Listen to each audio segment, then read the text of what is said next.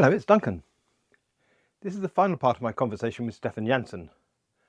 Whilst we do look at how to upload a whole project to an LLM's web interface, and in particular Anthropic's context cache, most of the chat is between the two humans in the room. We discuss the difference between an LLM and a junior developer, what AI is good at now and where it should get better, and one of my favourite topics, the future of source code. I think we're living a science fiction movie. Duncan, what you do need to know is that 1 year ago, we could only send 4,000 tokens. Now we can already send 2 million if you use Gemini. With Claude, 200,000. Today, they just announced 500,000. So just the evolution in 1 year of the window context is already almost exponential, right? But that's not all. The intelligence, I mean, what they are saying is that we are now at a level where it's like college level development, junior, semi-senior development, but not yet expert level. What they are predicting is that if GPT-5 comes out, we will be at PhD level intelligence. PhD level. So it could be that you just need to wait another 3 months until the US elections are finished and GPT-5 has been announced after it, that it might be at such a level where it's just going to blow our socks off. I mean, I strongly believe that we have not yet plateaued on we definitely have not plateaued on the size of the models, the number of parameters it uses, but also the intelligence that it will achieve. If it's going to achieve artificial general intelligence, that's a big question mark. I mean, if you follow the CTO from Meta, he says that there needs to be another invention to complement LLMs to actually get to AGI, which could be right. OpenAI has like this hidden project called Q-Star, which is a way to find the best routes in a certain thought process, which might be part of GPT-5. For me, I just want to be on that wave, exploring, because it is exciting. I mean, just imagine if we would have seen this 10 years ago, or even 3 years ago, we would have said it's science fiction, what you're trying to achieve. So I have a sort of analogy, which is that I have spent 30 years as a professional developer gaining these skills with test-driven development and refactoring tools and how to nudge code in a direction. And well, I haven't got 30 years left of learning how to nudge LLMs in a particular direction. But it's not going to take 30 years, Duncan. It will not. No. But to me at least, a year ago, people were saying it is making them more productive. And I find it makes me more productive when I need to write a bash for loop that I can never remember how to work, and FHM command line. And if I was working with the IntelliJ plugin API, if it was able to do anything for me, I'd find that a godsend. But on my own code bases, I guess what I have is something that is an expression of the way that I think. Sure. And isn't an expression of the way that most people, most Kotlin example code is, and therefore probably not the way that LLMs will tend, the track that LLMs will tend to go down. I don't know. Yeah. But it depends a bit on your expectations. I know a guy at Red Hat, he's using the plugin just to develop and write Javadoc because he hates writing Javadocs. So what he did in the plugin, you can create your own templates like shortcuts. And he just created /Javadoc. And in the prompt, it says like, hey, be very expressive, write the Javadoc based on the code, blah, blah, blah, blah. And it basically generates the Javadoc for the classes that he triggers that. I mean, that's already a help for him. If I look at my own, the plugin I developed for IntelliJ, I had never developed a plugin for IntelliJ before. So what I did, I went to Claude and said like, hey, create me a skeleton where I want to do this and this and that. And it produced me a bootstrap code, which it would have taken me probably weeks to get that bootstrap because I had no experience in that.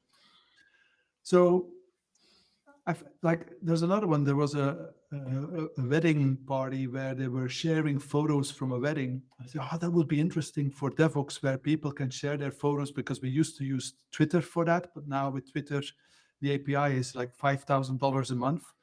I developed a full web application on Firebase using Firestore and Angular in 16 hours, just using prompts. And it was like a challenge. I didn't want to write any code. I wanted to do chat-oriented programming. Mm-hmm. And in 16 hours, I had a fully working application, not only made, but even deployed on Google Cloud Firebase. If I would, I know Angular and Spring Boot and Firebase. If I would have done that manually, it would have taken me 3 weeks for sure. And I did that I was lying sick. It was 18 hours. It was a full Sunday and a Monday morning, and it was done. Do you think that we need to re-architect effectively? Like, so, I mean, an awful lot of the way that we think about structuring software depends on our team size. Conway's law applies. We have to minimize the interactions between people. We have to we don't want this team who doesn't know about this part of the code base breaking it. So we structure our code around those interactions. It feels to me like I could have put this particular example application together just by asking ChatGPT to do it. But as I add features, maybe the code isn't in the right shape for either me to understand it or for the LLM to understand it. But what I've been, how do I say that? I'm more or less focusing on the token size. I want to make sure that my project or my sub-projects or my modules are within the 100,000 token size. Because if it's 100,000 or at least less than 200,000, I know I can give it completely to Claude, and I can actually think and do interaction. And then the beauty is that the way I currently work is that I'm more than happy to share my screen and show it to you, but I actually have projects in the web version of Claude. And the beauty of doing that is that they now have an Android app and an iOS app, which is the projects of Claude on your mobile phone. So if I have like a new idea for a feature, I can actually chat with Claude with the full project context in the project, and actually brainstorm and basically bounce off ideas of how I could implement that feature. But I actually use it as bouncing off ideas. I'm not basically copying what it says. I'm trying to understand what would be the best approach, etc. So less the detail of stuff that has to compile, and more what approach would you take to this? How might I refactor this thing? What would be a better shape for this? Yes, because the problem I have is that I work alone. I have no colleagues, so I don't have like a colleague next to me where I can actually bounce and do a bit of pair development. So I'm using these LLMs as my pair development assistants. I'd like to ask how you got on with the IntelliJ plugin API, because that seemed to me to be a really niche technology. And I've wondered whether my adoption of Kotlin and HTTP and TDD, as I say, means that my style is one that isn't reflected in LLMs. But then I would have thought that the IntelliJ plugin API wasn't a thing that LLMs knew about particularly. Well, what you can do, it knows about all the APIs from IntelliJ because they've indexed everything on GitHub, so they have that information. The cool thing is, for example, it did not know the latest version of LangChain4j, for example. So what I do is that I create a project where I include also the package of LangChain4j, the code, in the context. So this is not part of my project, but I actually add those, I add those files in the web version. So that way it has the full information of the latest source code. So that's a trick you can use. The only way you can use this is, of course, that your project is not too big that it still fits the window context. That's the important part. But as Antropic has announced now 500,000 tokens window context, eventually we'll be able to use that as well within the project environment. Let me just start from scratch and do the thing you've done. I can see it's got dark behind both of us.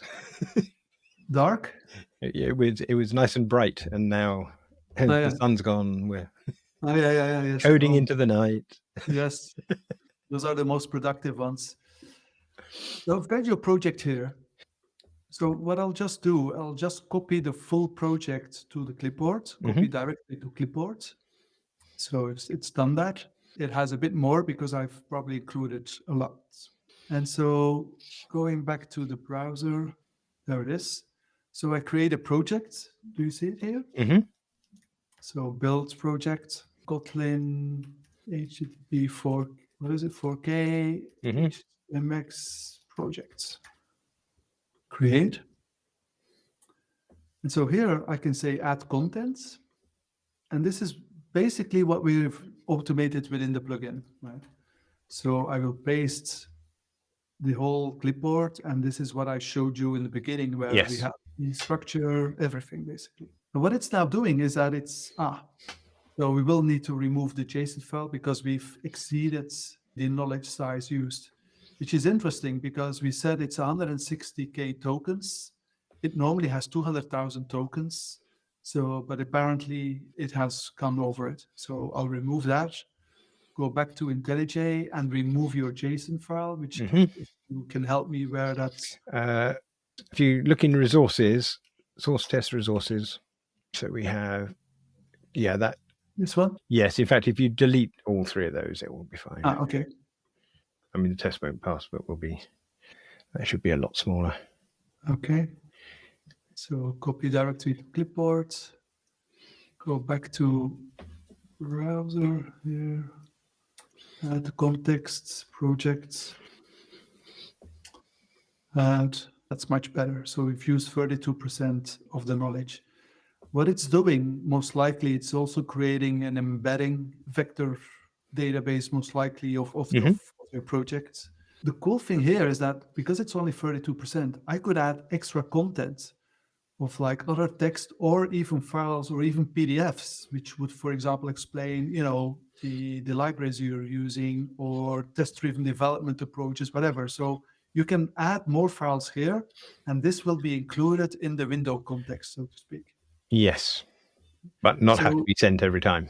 Exactly, because they're already doing caching in the backend, most likely, but they haven't exposed, they have just recently exposed this also in the API.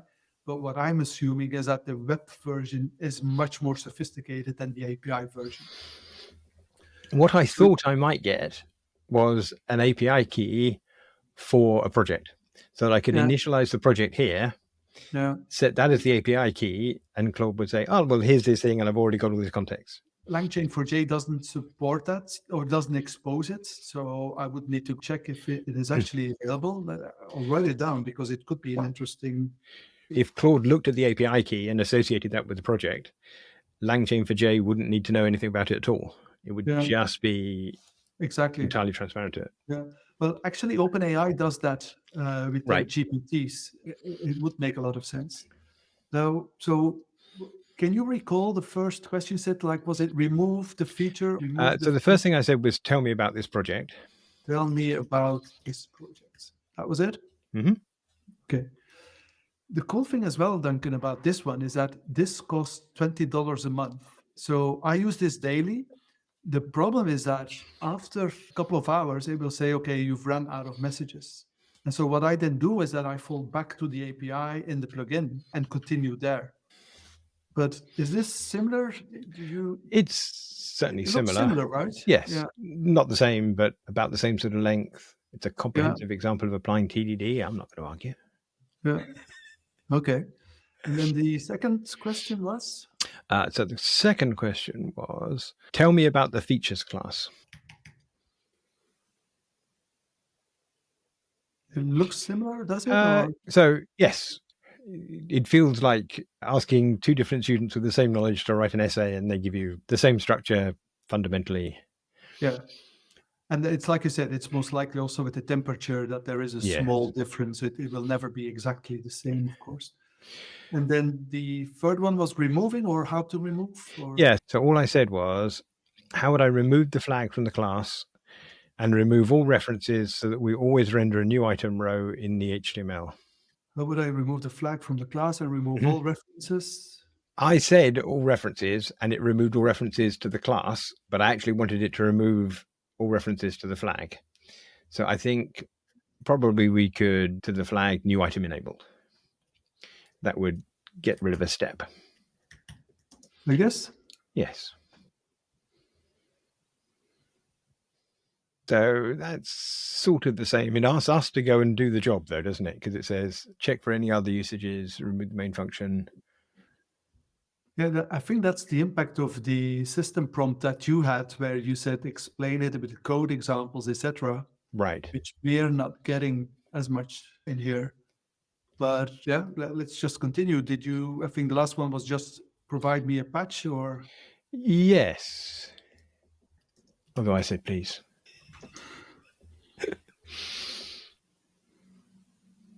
does it make sense? It doesn't I mean, go into the HTML. No, we had to do that in another step, didn't we?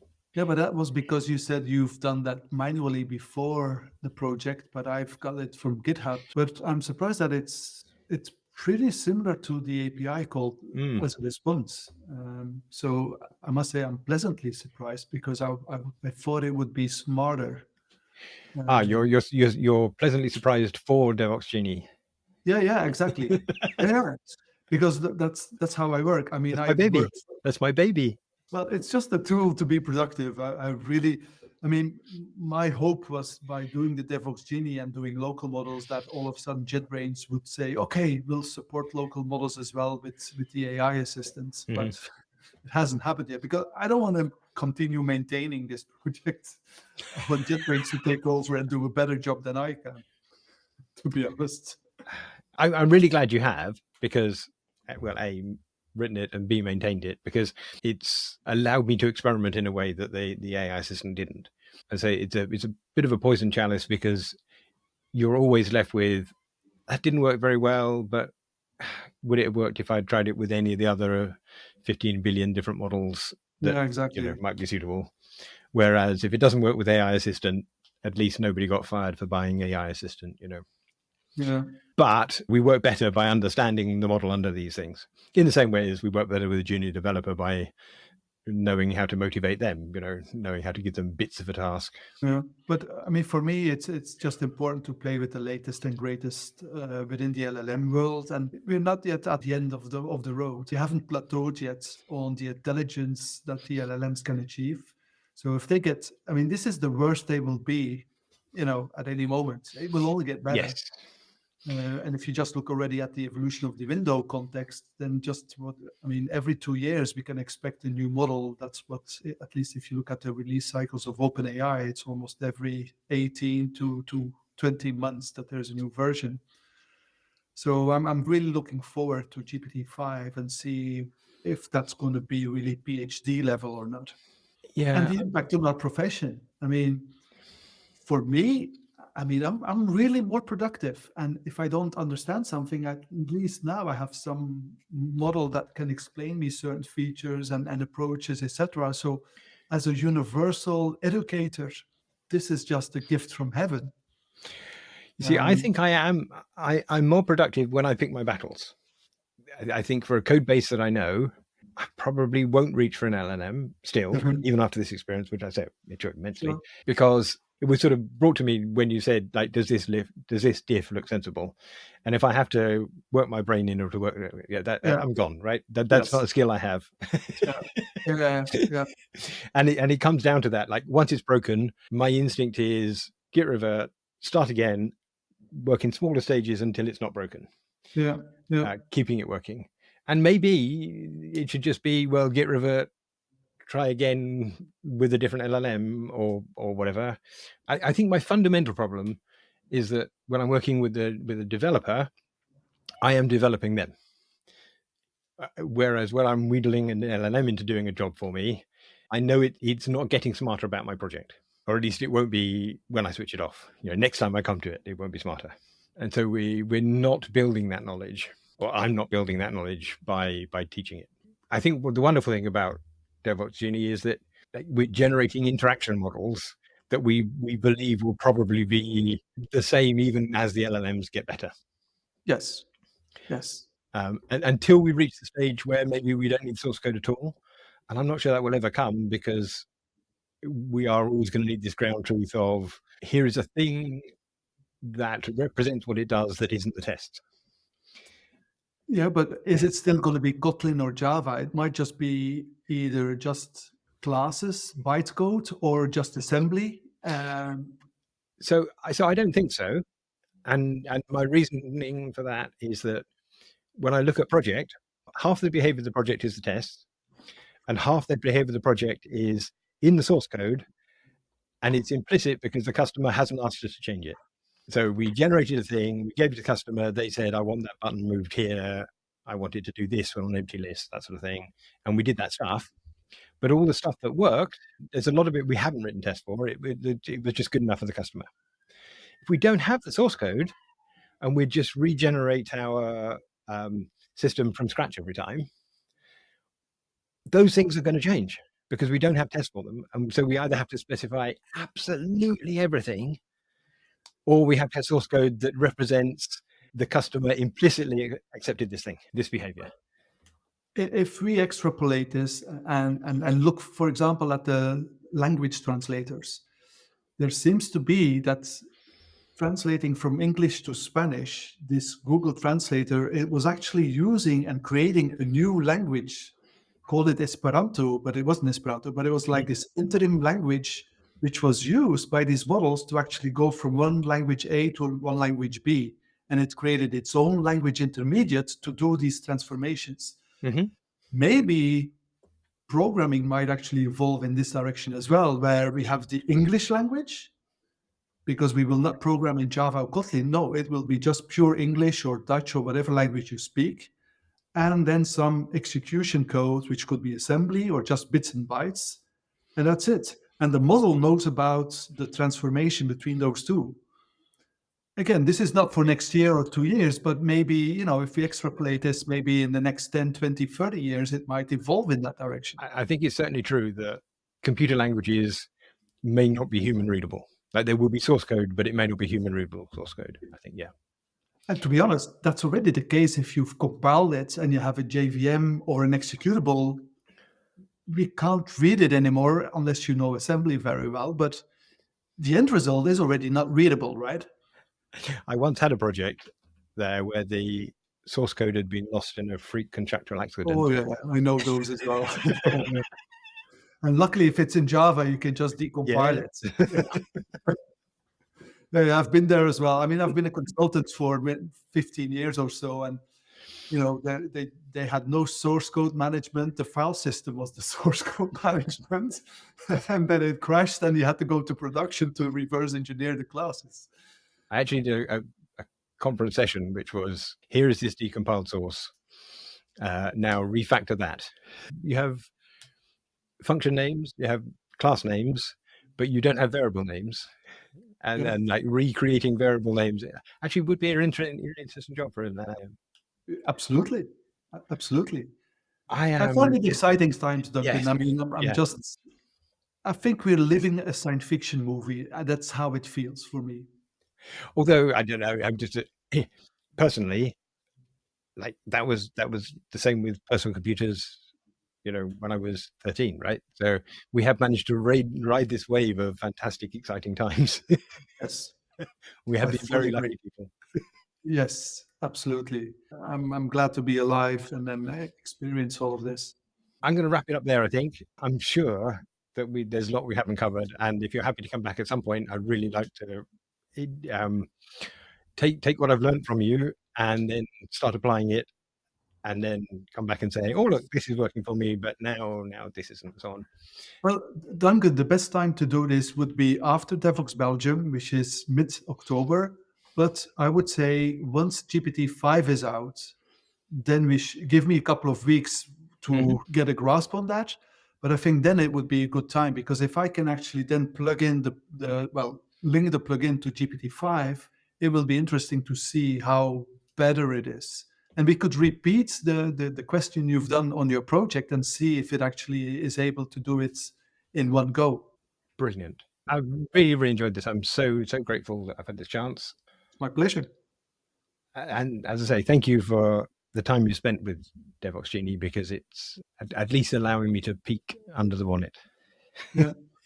And don't stop sending me some feature requests or enhancements requests, and I'll be more than happy to implement them if it's doable in limited time as I have. Thank you very much. You're welcome. Thank you, Stephan.